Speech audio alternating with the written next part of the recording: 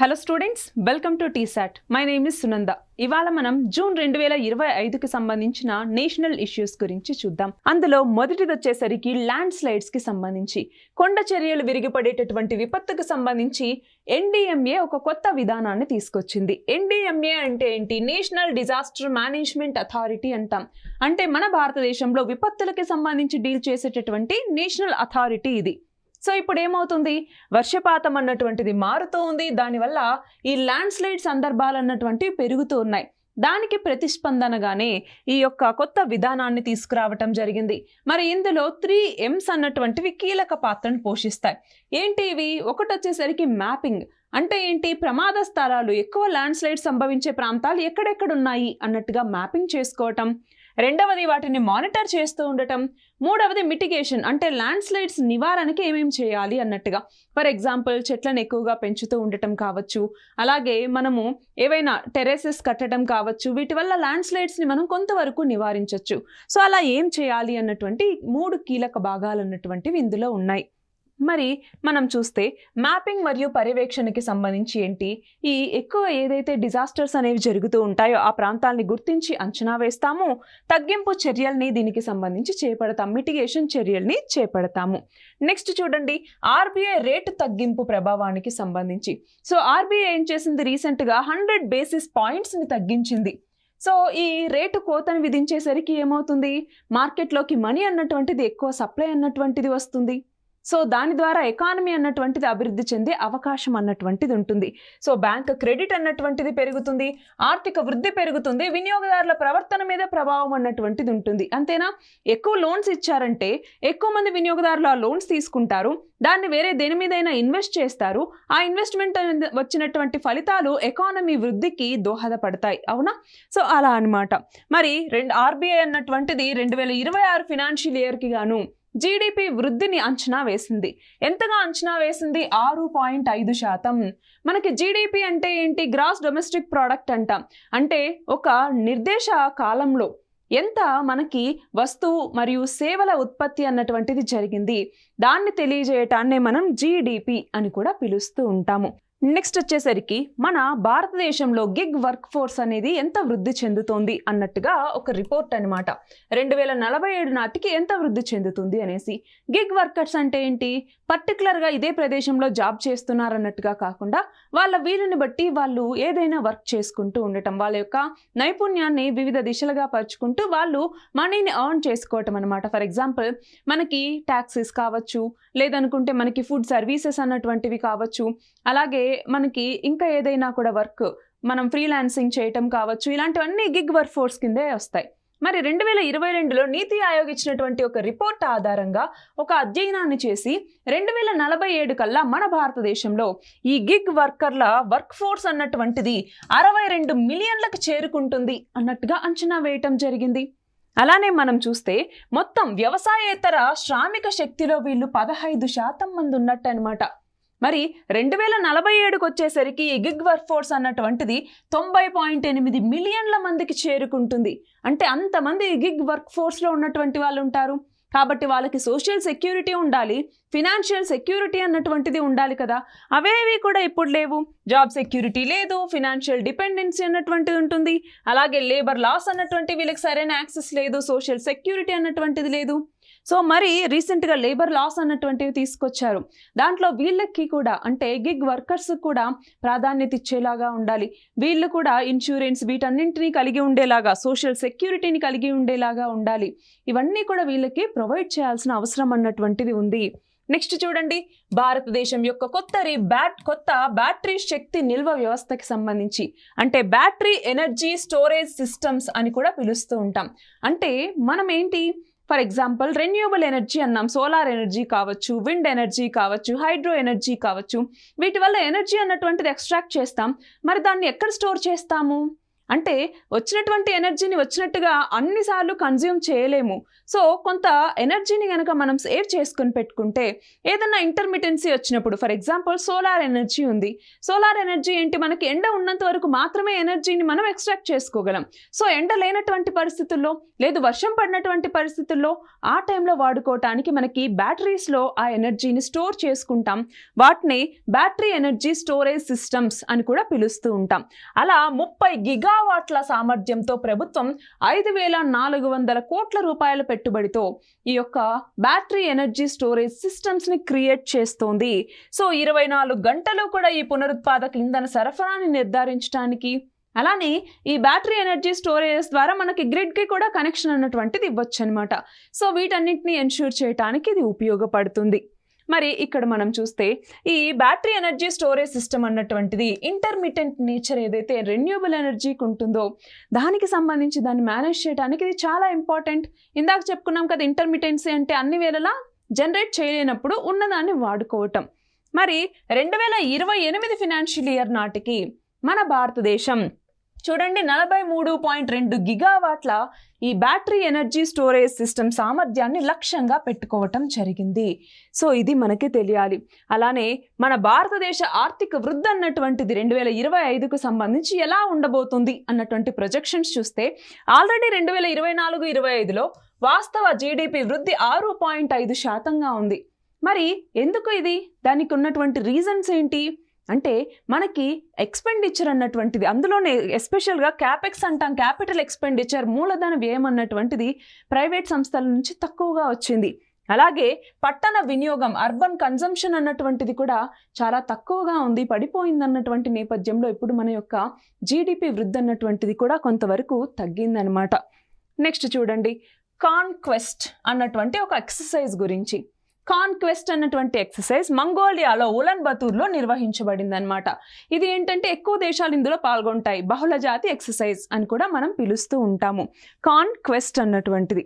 Next చూడండి, ఇది శాంతి పరిరక్షక సామర్థ్యాల్ని పెంపొందించడం లక్ష్యంగా ఈ యొక్క ఎక్సర్సైజ్ని మనం చేపడుతూ ఉన్నాము. సాయుధ దళాల మధ్య పరస్పరంగా సహకారం అన్నటువంటిది ఉండాలి. అలానే ఇండియా ఏదైతే పీస్ మరియు సెక్యూరిటీ అనేసి ఎప్పుడు చెప్తూ ఉంటుందో దానికి అలైన్ అవుతూ ఈ యొక్క కాన్క్వెస్ట్ అన్నటువంటి ఎక్సర్సైజ్ని నిర్వహిస్తున్నారు. అందులో మన భారతదేశం కూడా పాల్గొంది. నెక్స్ట్ 2025కు సంబంధించి భారతదేశంలో రీటైల్ ద్రవ్యోల్బణం అన్నటువంటిది ఎలా ఉంది అంటే హోల్సేల్ ఇన్ఫ్లేషన్ అన్నటువంటిది ఎలా ఉంది అన్నటువంటిది మనం చూస్తే గత 6 సంవత్సరాల మొదటిసారిగా ఈ యొక్క ద్రవ్యోల్బణం అన్నటువంటిది 3% లోపల పడిపోయింది. 2019 ఏప్రిల్ నుంచి కంపేర్ చేసుకుంటే అంత తక్కువ అన్నటువంటిది ఇప్పుడే ఉందన్నమాట. దీనికి రీజన్ ఏంటి, తృణధాన్యాలు అంటే మిల్లెట్స్ లాంటివి, అలాగే పప్పు ధాన్యాలు, వీటి యొక్క ధరల్లో తగ్గుదల అన్నటువంటిది ఉంది. అంటే ఇప్పటికీ కూరగాయలు వీటన్నిటిలో పెరుగుదల ఉన్నా వీటిలో ఎక్కువ తగ్గుదల అన్నటువంటిది కనిపించింది కాబట్టి మనకి ఈ ద్రవ్యోల్బణంలో కొంత తక్కువ అన్నటువంటిది నమోదైంది. మరి ఆర్బీఐ అన్నటువంటిది ఎప్పుడు ద్రవ్యోల్బణం అంచనాని వేస్తుంది. నార్మల్గా ద్రవ్యోల్బణం అన్నటువంటిది 4 ± 2% అనమాట. అంటే ఏంటి, మినిమం 2% ద్రవ్యోల్బణం ఇన్ఫ్లేషన్ అన్నటువంటిది ఉండాలి. ఇన్ఫ్లేషన్ 0 అవటం అన్నటువంటిది కరెక్ట్ కాదు. కొంత ఇన్ఫ్లేషన్ ఉంటేనే మనము ఆర్థికంగా ముందుకు వెళ్తూ ఉన్నట్టు. సో 2% నుంచి 6% లోపు ఇన్ఫ్లేషన్ అన్నటువంటిది ఉండాలి అన్నటువంటిది ఆర్బీఐ యొక్క లక్ష్యం. మరి ఇప్పుడు ఆర్బీఐ అన్నటువంటిది 2025 జూన్ వరకు 2.9%గా సర్దుబాటు చేయటం జరిగిందనమాట. సో ఇది ఆర్బీఐ ద్రవ్యోల్బణం యొక్క అంచనా. నెక్స్ట్ చూడండి, బైరాబీ సైరాంగ్ ప్రాజెక్ట్కి సంబంధించి సో మనకి ఈశాన్య ప్రాంతంలో ఉండేటటువంటి క్యాపిటల్స్ అన్నింటినీ కలిపి నిర్మిస్తున్నటువంటి ప్రాజెక్ట్ ఈ యొక్క బైరాబీ సైరాంగ్ అన్నటువంటి ప్రాజెక్ట్. రైల్వే మంత్రిత్వ శాఖ ద్వారా దీన్ని అమలు చేస్తూ ఉన్నారు. అయితే ఈ బైరాబీ సైరాంగ్ ప్రాజెక్ట్లో ఇప్పుడు హార్టోకి సైరాంగ్ రైల్వే లైన్ అన్నటువంటిది ఫినిష్ అయిందనమాట. సో ఈ రైల్వే లైన్ ప్రారంభానికి ఇప్పుడు రైల్వే భద్రతా కమిషన్ ఆమోదాన్ని కూడా ఇచ్చింది. మరి ఇక్కడ మనం చూస్తే ఈ రైల్వే లైన్ ఏదైతే ఉందో ఇది మిజోరాంలో ఉన్నటువంటి హార్టోకి అన్నటువంటి ప్రాంతం నుంచి సైరాంగ్ వరకు నిర్మించబడింది. ఇది బైరాబీ సైరాంగ్ రైలు ప్రాజెక్టులో చివరి భాగం. ఇది 51.38 కిలోమీటర్లు అనమాట. ఏది హార్టోకి ఈ యొక్క సైరాంగ్ అన్నటువంటి రైల్వే లైన్. బైరాబీ సైరాంగ్ ప్రాజెక్టులో మొత్తం 48 సొరంగాలు, 55 ప్రధాన వంతెనలు అన్నటువంటి ఉన్నాయి. మొత్తం ఈ ప్రాజెక్టు పొడవు వచ్చేసరికి 12,853 మీటర్లు ఉందన్నమాట. అంత పొడవైనటువంటి ప్రాజెక్ట్ ఇది. అందుకే ఈశాన్యంలో మేజర్ క్యాపిటల్స్ అన్నింటినీ కలుపుతూ నిర్మిస్తున్నటువంటి ప్రాజెక్ట్ అనమాట ఇది. నెక్స్ట్ చూడండి, పవన విద్యుత్ సామర్థ్యానికి సంబంధించి అంటే విండ్ ఎనర్జీకి సంబంధించి మన భారతదేశంలో అగ్రస్థానంలో కర్ణాటక రాష్ట్రం ఉందన్నమాట. సో వరల్డ్లో కనుక ఈ విద్యుత్కి సంబంధించి అందులో ఎస్పెషల్గా ఈ విండ్ ఎనర్జీకి సంబంధించి చూసుకుంటే మన భారతదేశం 4వ స్థానంలో ఉంది. మరి మన దేశంలో విండ్ ఎనర్జీకి సంబంధించి ఏ రాష్ట్రం మొదటి స్థానంలో ఉంది? కర్ణాటక. మరి ఇక్కడ చూడండి, కర్ణాటక మొత్తం స్థాపిత పవన విద్యుత్ సామర్థ్యం 7,351 మెగావాట్లుగా ఉందన్నమాట. ఇది మన భారతదేశం సంబంధించి చూసుకుంటే మొత్తం 51.5 గిగావాట్లతో ప్రపంచంలో 4వ అతిపెద్ద పవన విద్యుత్ జనరేటర్గా మన భారతదేశం ఉంది. మన గోల్ ఏంటి? 2030 నాటికి 500 గిగావాట్ల పునరుత్పాదక ఇంధన శక్తిని క్రియేట్ చేయటం అన్నటువంటిది మన భారతదేశం పెట్టుకున్నటువంటి లక్ష్యం. అలాగే నెట్ జీరో ఎమిషన్స్ని ఏ సంవత్సరానికి పెట్టుకున్నాం? 2070 నాటికి. నెక్స్ట్ చూడండి, బ్లాక్ బాక్స్. రీసెంట్గా అహ్మదాబాద్లో ఎయిర్ ఇండియా ఫ్లైట్ అన్నటువంటిది కూలిపోయినటువంటి ఘటనలో మనకి బ్లాక్ బాక్స్ అన్నటువంటిది మళ్ళీ న్యూస్లోకి వచ్చింది. బ్లాక్ బాక్స్ అంటే ఏంటి? ఇది ఆరెంజ్ కలర్లో, బ్లాక్ అనగానే మనం బ్లాక్ కలర్ అనుకోకూడదు, ఆరెంజ్ కలర్లో ఉండేటటువంటి ఒక చిన్న బాక్స్ అనమాట. సో ఇది ప్రతి విమాన భాగంలోనూ ఉంటుంది. అందులో 2 భాగాలు ఉంటాయి. ఒకటి వచ్చేసరికి కాక్పిట్ వాయిస్ రికార్డర్ అని, 2 ఫ్లైట్ డేటా రికార్డర్ అనేసి. ఈ కాక్పిట్ వాయిస్ రికార్డర్ అన్నటువంటిది కాక్పిట్లో ఉన్నటువంటి పైలట్స్ మధ్య జరిగే కాన్వర్జేషన్ కానివ్వచ్చు, వాళ్ళు మాట్లాడే మాటలు, ఇవన్నీ కూడా రికార్డ్ చేస్తాయి. రెండోది ఫ్లైట్ డేటా రికార్డర్. అంటే ఏంటి? మిగతా ఫ్లైట్ అన్నటువంటిది ఏ రేంజ్లో ఎత్తులో వెళ్తూ ఉంది, ఏ సైడ్కి టిల్ట్ అయి ఉంది, ఏ ఆల్టిట్యూడ్లో వెళ్తుంది, ఇవన్నీ తెలియజేసేటటువంటిదే ఫ్లైట్ డేటా రికార్డర్ అన్నటువంటిది. సో ఈ 2 ఉండటం ద్వారా ఏంటి? ఏదైనా ప్రమాదం సంభవించినప్పుడు అది అత్యంత వేడిని తట్టుకోగలదు. అలాగే సముద్రం లోతుల్లోకి కూడా వెళ్ళిన ఈ యొక్క బ్లాక్ బాక్స్ అన్నటువంటిది స్థిరంగా కొన్ని రోజుల పాటు ఉంటుందన్నమాట. సో దాన్ని డేటా అనలైజ్ చేసినప్పుడు ఆ ప్రమాదం అనేది ఎందుకు జరిగింది అనేసి మనం తెలుసుకోవటానికి వీలన్నటువంటిది ఉంటుంది. సో ఇది బ్లాక్ బాక్స్ నారింజ రంగులో ఇలా ఉంటుందన్నమాట. ఫ్లైట్ డేటా రికార్డర్, అలాగే మనకి కాక్పిట్ వాయిస్ రికార్డర్ అనేసి 2 భాగాలు ఇందులో ఉంటాయి. నెక్స్ట్ చూడండి, MGNREGS మీద ఖర్చు పరిమితిని పెట్టారు. అంటే ఏంటి? కేంద్ర మంత్రిత్వ శాఖ ఏం చేసింది? ప్రతి సంవత్సరము కొంత బడ్జెట్ని అలొకేట్ చేస్తున్నాం. 6 నెలలు అయ్యేసరికి మేజర్ పోర్షన్ అంతా ఖాళీ అయిపోతుంది. సో నెక్స్ట్ మిగతా కాలానికి మళ్ళీ మనీ అన్నటువంటి సప్లై చేయాల్సి వస్తుంది. కాబట్టి ఈ హాఫ్ ఇయర్లో ఇంతే ఖర్చు పెట్టండి అన్నట్టుగా ఒక పరిమితిని విధించిందనమాట. చూడండి, 60% ఖర్చు పరిమితిని పెట్టింది. సో 60% మీరు ఇవ్వండి అన్నట్టుగా. 2005లో ఈ MGNREGSని తీసుకొచ్చాము, Mahatma Gandhi national rural employment guarantee scheme అని చెప్పేసి. సో దీని ద్వారా ఏంటి? 100 రోజుల పని దినాలన్నటువంటివి కంపల్సరీగా కల్పించాల్సి ఉంటుంది. అది కూడా ఏంటి? రూరల్ ఏరియాస్లో ఉండేటటువంటి పని చేయగలిగినటువంటి వ్యక్తులు వాళ్ళకి అందించడం జరుగుతుంది. గ్రామీణాభివృద్ధి మంత్రిత్వ శాఖ ద్వారా ఇది అమలు చేయబడుతుంది. మరి ఇక్కడ చూడండి, చట్టబద్ధమైనటువంటి హక్కు, రైట్ టు వర్క్ అన్నటువంటిది దీని ద్వారా ఉంటుంది. అలాగే 1/3 రిజర్వేషన్ అన్నటువంటిది మహిళలకు ఉంటుంది. అంటే ఏంటి? పనులు ఏవైతే ఉంటాయో వాళ్ళలో 1/3 వంతు పనుల్ని మహిళలకే అప్పగించాలి.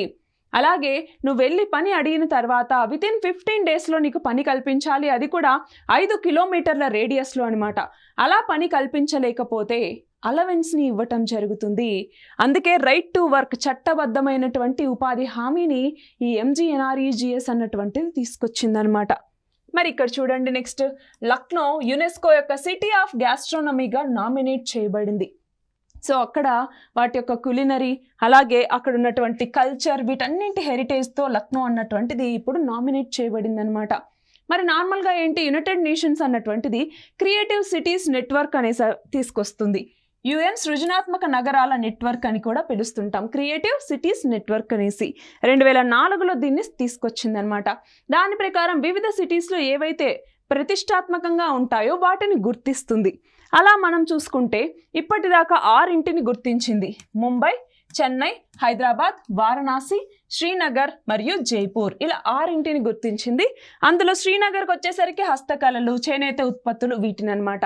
ముంబై ఏమో సినిమా రంగం, ఆల్రెడీ హైదరాబాద్ అన్నటువంటిది గ్యాస్ట్రోనమీ రంగంలో ఉంది, మళ్ళీ ఇప్పుడు లక్నో కూడా గ్యాస్ట్రోనమీ రంగంలోనే ఉందన్నమాట. నెక్స్ట్ చూడండి, భారతదేశపు అతిపెద్ద గతిశక్తి కార్గో టెర్మినల్. గతిశక్తి అన్నటువంటిది ఏంటి? మన భారతదేశంలో ఏవైతే ప్రభుత్వానికి సంబంధించిన ల్యాండ్స్ అన్యూజ్డ్గా ఉన్నాయో వాటిని రెంట్కి ఇవ్వటం అనమాట, ఇన్ని సంవత్సరాల కాల పరిమితికి. సో ఒక డెవలప్మెంట్ని చేపట్టడం ద్వారా మనకి ఎకానమీ అన్నటువంటిది వృద్ధి చెందడానికి ఉపయోగపడుతుంది. సో అలా ఇప్పుడు అతిపెద్ద గతిశక్తి కార్గో టెర్మినల్ని ఏర్పాటు చేశారు. ఎక్కడ? మారుతి సుజుకి యొక్క మానేసర్ ఫెసిలిటీలో. మానేసర్ అనేది ఎక్కడ ఉంది? హర్యానాలో ఉంది. సో భారతదేశంలో అతిపెద్ద ఆటోమొబైల్ కార్గో టెర్మినల్ ఇది. అంతేకాదు ఆటోమొబైల్ కోసం లాజిస్టిక్స్ని ఇక్కడ మెరుగుపరుస్తుంది. సో ఇప్పుడు మన దేశంలో లాజిస్టిక్స్కి అంటే రవాణా రంగానికి దాదాపు 14% ఖర్చు అవుతూ ఉంటే దీన్ని 8% తగ్గించాలి అన్నటువంటిది మన భారతదేశం యొక్క లక్ష్యం అనమాట. సో ఇప్పుడు చూస్తే మనకి హర్యానా అన్నటువంటిది ఏం చేస్తుంది? ఒక ఆర్బిటాల్ కారిడార్ని తీసుకొస్తుంది మొత్తం 121.7 కిలోమీటర్స్తో. ఆ ఆర్బిటాల్ కారిడార్లోని ఈ యొక్క గతిశక్తి కార్గో టెర్మినల్ని కూడా ఏర్పాటు చేసిందనమాట. మరి ఇక్కడ చూడండి, ఇండియాస్ లార్జెస్ట్ గతిశక్తి కార్గో టెర్మినల్ ఎక్కడ అంటే మారుతి సుజుకి యొక్క ఈ మానేసర్ ఫెసిలిటీలో. నెక్స్ట్ చూడండి, ఫాస్ట్ ట్యాగ్ వార్షిక పాస్ పథకం అంటే ఏంటి? మనకి జర్నీ చేస్తూ ఉన్నప్పుడు టోల్ గేట్ వస్తుంది, అప్పుడు అక్కడ నిల్చొని ఇప్పుడు టోల్స్ ఇవ్వాల్సినటువంటి అవసరం అన్నటువంటిది లేదు. సింపుల్గా అక్కడ స్టాప్ అవుతాము, ఆటోమేటిక్గా ఈ ట్యాక్స్ కలెక్షన్ జరుగుతుంది, ముందుకు వెళ్ళిపోతాం. దాన్ని ఏమంటాం? ఫాస్ట్ ట్యాగ్ టెక్నాలజీ అనేసి పిలుస్తూ ఉంటాం. సో వెహికల్స్కి ముందు భాగంలో ఈ ఫాస్ట్ ట్యాగ్ అన్నటువంటి ఒక చిన్నది అతికిస్తారనమాట. సో ఇక్కడ ఏంటి అంటే ఒక ఎలక్ట్రానిక్ టోల్ వసూలు వ్యవస్థ ఈ ఫాస్ట్ ట్యాగ్ అన్నటువంటిది. దీన్ని ఎవరు తీసుకొచ్చారు? NPCI, National Payments Corporation of India, అలాగే National Highways Authority of India, ఈ రెండు కలిసి దీన్ని తీసుకొచ్చాయన్నమాట. సో ఇక్కడ మనం చూస్తే వాణిజ్యేతర ప్రైవేట్ వాహనాలు ఏవైతే ఉంటాయో వాటిని స్పీడ్గా పంపించడానికి ప్రతిసారి ఆపి పంపించి ఇలా కాకుండా స్పీడ్గా వీటిని వెళ్ళేలా చేయటానికి ఇది ఎంతగానో ఉపయోగపడుతుంది. మరి ఈ ఫాస్టాగ్ అన్నటువంటిది ఏ టెక్నాలజీని యూజ్ చేసుకొని పనిచేస్తుంది అంటే radio frequency identification, RFID technology. Important ఇది చాలా. ఏ టెక్నాలజీని ఆధారంగా చేసుకొని పనిచేస్తుంది అంటే radio frequency identification technology. So ఇలా ఒక కార్డ్ అన్నటువంటిది ఉంటుంది, దాంట్లో రేడియో ఫ్రీక్వెన్సీతో ఏం చేస్తుంది, అది రాగానే ట్యాప్ చేసేసి ఓకే అనేసి డిడక్ట్ చేసేసుకొని పంపిస్తుంది అనమాట. సో ఈ టెక్నాలజీని యూజ్ చేస్తుంది. నెక్స్ట్ చూడండి, సికిల్ సెల్ నిర్వహణకి సంబంధించి. సికిల్ సెల్ వ్యాధి అంటే ఏంటి? నార్మల్గా RBI ఈ షేప్లో ఉంటే సికిల్ సెల్ ఉన్నటువంటి అంటే సికిల్ సెల్ వ్యాధి ఉన్నటువంటి వాళ్ళలో, సికిల్ అంటే తెలుసు కదా కొడవలి, సో కొడవలి ఆకారంలోకి రక్త కణాలు అన్నటువంటివి మారుతాయి. సో ఏమవుతుంది? బ్లడ్ సప్లై జరుగుతూ ఉన్నప్పుడు అలా కొడవలి ఆకారంలో ఉంటే ఒక చోట అవన్నీ అక్యుములేట్ అయిపోయి బ్లడ్ సప్లై అన్నటువంటిది సరిగ్గా జరగదు. దాన్నే సికిల్ సెల్ అనీమియా అనేసి పిలుస్తాం. మరి ఈ వ్యాధి నిర్వహణ కోసం WHO మార్గదర్శకాలని రిలీజ్ చేసింది. మొదటి ప్రపంచ మార్గదర్శకాలు అనమాట ఈ సికిల్ సెల్ అనీమియాకి సంబంధించి. సో నార్మల్గా ఏంటి, ఒకవేళ ప్రెగ్నెంట్గా ఉంటే మెటర్నల్ డెత్ అన్నటువంటిది రావడానికి ఎక్కువ వీలుంటుంది ఈ సికిల్ సెల్ అనీమియా ఉంటే. సో దీనివల్ల చూడండి, ఇలా నార్మల్ రెడ్ బ్లడ్ సెల్స్ ఇలా ఉంటే సికిల్ సెల్స్ అలా ఉంటాయి. సో బ్లడ్ వెజల్లో ఈ బ్లడ్ ఫ్లోని ఇది ఇంపీడ్ చేస్తూ వస్తుందన్నమాట. దానివల్ల చాలా ఇబ్బందులు అనేవి ఎదుర్కొంటాం, రక్తనాళాల్లో అడ్డంకులు వస్తాయి. సో అందుకే దీన్ని తగ్గించాలన్నట్టుగా national sickle cell anaemia eradication mission అనేసి కూడా మన భారతదేశం తీసుకొచ్చింది. మన నెక్స్ట్ ఆర్టికల్ చూడండి, భారతదేశంలో విదేశీ ప్రత్యక్ష పెట్టుబడులకు సంబంధించి FDI అంటాం, ఫారిన్ డైరెక్ట్ ఇన్వెస్ట్మెంట్ అనేసి. అంటే వేరే దేశాలకు సంబంధించినటువంటి వ్యక్తులు ఇక్కడ మన దేశంలో పెట్టుబడులు పెడితే దాన్నే FDI అనేసి మనం పిలుస్తాం. అయితే ఈ FDI అన్నటువంటిది 2024లో $28 బిలియన్ వద్ద స్థిరంగానే ఉంది. మరి UNCTAD అన్నటువంటిది ఉంది, అంటే యునైటెడ్ నేషన్స్కి సంబంధించి ట్రేడ్ అండ్ డెవలప్మెంట్ సంస్థ అనమాట. ఇది ఏమని చెప్పింది? FDI ఇన్ఫ్లో స్థానంలో 2024లో భారతదేశం ప్రపంచంలో 15వ స్థానాన్ని కలిగి ఉంది అన్నట్టుగా చెప్పింది. మరి మొదటి స్థానంలో ఎవరు ఉన్నారు? USA ఉంది, 2వ స్థానంలో సింగపూర్ అన్నటువంటిది ఉంది. మరి మన భారతదేశానికి వచ్చేసరికి ఏ రాష్ట్రాలు ఎక్కువ ఎఫ్డిఐని తీసుకుంటూ ఉన్నాయి, అంటే ఏ రాష్ట్రాల్లోకి ఎక్కువ పెట్టుబడులు వస్తున్నాయి అన్నటువంటి చూస్తే మొదటగా Maharashtra, financial capital of India అని కూడా పిలుస్తాం కదా. సో మహారాష్ట్రలో ఎక్కువ పెట్టుబడులు పెడుతున్నారు. దాని తర్వాత సెకండ్ స్థానంలో కర్ణాటక, దాని తర్వాత మూడవ స్థానంలో గుజరాత్ అన్నటువంటివి ఉన్నాయి. నెక్స్ట్ చూడండి, redrawing boundaries of Sariska tiger reserve. Sariska tiger reserve అన్నటువంటిది ఎక్కడ ఉంది? రాజస్థాన్లో ఉందన్నమాట. సో ఈ రాజస్థాన్లో ఉండే ఈ టైగర్ రిజర్వ్లో ఆ బౌండరీస్ని మళ్ళీ తిరిగి గీయబోతూ ఉన్నారు. సో మన భారతదేశంలో ఇప్పటిదాకా 58 టైగర్ రిజర్వ్స్ ఉంటే రీసెంట్గా ఈ 58వ టైగర్ రిజర్వ్ ఏంటి? మధ్యప్రదేశ్లో ఉండేటటువంటి మాధవ్ నేషనల్ పార్క్ అన్నటువంటిది. మరి మొదటి టైగర్ రిజర్వ్ ఏంటి మన భారతదేశంలో? జార్ఖండ్లో ఉండేటటువంటి పలామావ్ టైగర్ రిజర్వ్ అన్నటువంటిది 1973లో దీన్ని ప్రకటించారు. గుర్తుంటే 1973లోనే మనకి ప్రాజెక్ట్ టైగర్ అన్నటువంటిది కూడా స్టార్ట్ అయింది. Project tiger. సో అలా ఫస్ట్ పలామావ్ టైగర్ రిజర్వ్ అన్నటువంటిది జార్ఖండ్లో ఉంది. అది ఫస్ట్ టైగర్ రిజర్వ్ అనమాట. మరి ఈ సరిస్కా టైగర్ రిజర్వ్కి సంబంధించి చూసుకుంటే అక్కడ వాటి యొక్క బౌండరీస్ని రీడ్రా చేస్తూ ఉన్నారు. ఎందుకని అంటే టైగర్ పాపులేషన్ అనేటటువంటిది పెరుగుతూ ఉంది అన్నటువంటి నేపథ్యంలో మళ్ళీ అక్కడ ప్రొటెక్షన్ని ఇంకొంచెం పెంచడానికి, కట్టుదిట్టం చేయడానికి ఆ బౌండరీస్ని రీడ్రా చేయటం అనమాట.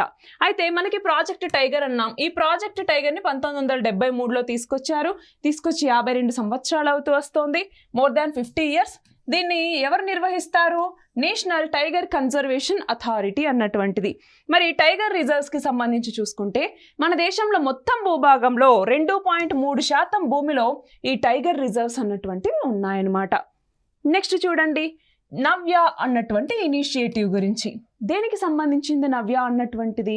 యుక్త వయసు బాలికలు ఎవరైతే ఉంటారో అలాంటి బాలికలకి సాధికారత కల్పించాలి అన్నటువంటి లక్ష్యంతో ministry of women and child development అలాగే మినిస్ట్రీ ఆఫ్ స్కిల్ డెవలప్మెంట్ ఈ రెండు కలిసి ఈ నవ్య అన్నటువంటి ఇనిషియేటివ్ని తీసుకొచ్చాయన్నమాట. సో స్కిల్స్ని ఇంపార్ట్ చేయటానికి మరి మన భారతదేశంలో ఆల్రెడీ స్కిల్స్ని ఇంపార్ట్ చేయడానికి ఉన్నటువంటి స్కీమ్స్ ఏంటి అంటే, ఒకటి ప్రధానమంత్రి కౌశల్ వికాస్ యోజన అన్నటువంటిది, అలాగే స్కిల్ డెవలప్మెంట్కి సంబంధించి స్కిల్ ఇండియా మిషన్ అని చెప్పేసి తీసుకురావటం జరిగింది కదా, స్కిల్ ఇండియా మిషన్ అని చెప్పేసి. సో ఇవన్నీ కూడా మనకి ఇంపార్టెంట్ అనమాట, గుర్తుంచుకోవాలి. స్కిల్స్కి సంబంధించి ఏమేమి ఉన్నాయి. అలాగే మనం చూస్తే సస్టైనబుల్ డెవలప్మెంట్ గోల్ 4 అన్నటువంటిది ఏం చెప్తుంది?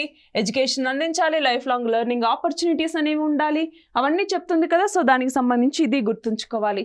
అలాగే మనం వికసిత్ భారత్ 2047 అన్నాం. అంటే ఏంటి? మనకి స్వాతంత్రం వచ్చి 100 ఏళ్ళు అయ్యేటప్పటికల్లా మనం డెవలప్డ్ నేషన్గా మారాలి అనేసి ఆ విజన్లో ఇది కూడా ఒక భాగం అన్నమాట. నెక్స్ట్ చూడండి, నిఫా వైరస్ని వేగంగా గుర్తించడానికి సంబంధించి. మరి నిఫా వైరస్ అన్నటువంటిది కనుక మనం చూస్తే ఇది ఒక జూనోటిక్ వైరస్. జూనోసిస్ అంటే ఏంటి? జంతువుల నుంచి మానవులకి వ్యాప్తి చెందేటటువంటి వ్యాధుల్ని మనం జూనోటిక్ డిసీజెస్ అనేసి పిలుస్తూ ఉంటాం. అలా జూనోటిక్ డిసీజ్ అనమాట. ఇది కూడా నిఫా వైరస్ ద్వారానే వ్యాపిస్తుంది. సో మరణాల రేట్ అన్నటువంటి దీంట్లో మోర్ దాన్ 50% ఉండొచ్చు కూడా. మరి మొదటి నిఫా వైరస్ కేసు అన్నటువంటిది పశ్చిమ బెంగాల్లో 2001వ సంవత్సరంలో మనం గుర్తించాం. అప్పటి నుంచి కూడా నిఫా వైరస్ కేసులు అన్నటువంటి వెలుగు చూస్తూనే ఉన్నాయి. అయితే దీనికి పరీక్షలు ఎలా చేస్తారు? ఒకటి RT-PCR అంటే real time polymerase chain reaction test అన్నటువంటి చేస్తారు. అలాగే ఎలిసా టెస్ట్. ఎలిసా అంటే ఏంటి? ఎంజైమ్డ్ లింక్డ్ ఇమ్యూనోసార్బెంట్ ఎస్సే అని కూడా పిలుస్తూ ఉంటాము. సో ఈ 2 టెస్టుల ద్వారా నిఫా వైరస్ని నిర్ధారిస్తారు. మరి దీనికి ఏదైనా వ్యాక్సిన్ ఉందా అంటే ఇప్పటిదాకా నిఫా వైరస్కి ఎలాంటి వ్యాక్సిన్ కూడా లేదు. ఇది మనం గమనించాలి. మన నెక్స్ట్ ఆర్టికల్ వచ్చేసరికి సల్కాన్ శిలాజ పార్క్కి సంబంధించి ఉత్తరప్రదేశ్లోని సోన్భద్ర జిల్లాలో ఈ సల్కాన్ ఫాజిల్ పార్క్ అన్నటువంటిది ఉందన్నమాట. అయితే ఇప్పుడేమైంది? ప్రపంచ వారసత్వ ప్రదేశాల కోసం యునెస్కో తాత్కాలిక జాబితాలో దీన్ని చేర్చారు. మరి ఇందులో ఉండేటటువంటి శిలాజాలు 1.4 బిలియన్ సంవత్సరాల కాలం నాటివి. సో అంత చరిత్ర ఉంది కాబట్టి ఇప్పుడు యునైటెడ్ నేషన్స్ అన్నటువంటిది తన ప్రపంచ వారసత్వ ప్రదేశాల కోసం దీన్ని తాత్కాలిక జాబితాలో చేర్చింది. నెక్స్ట్ చూడండి, భారతదేశంలో అంతర్జాతీయ బంగాళాదుంపకి సంబంధించినటువంటి రీజనల్ విభాగాన్ని ఏర్పాటు చేయటం జరిగింది. ఎవరు ఏర్పాటు చేశారు? అంతర్జాతీయ బంగాళాదుంప కేంద్రం.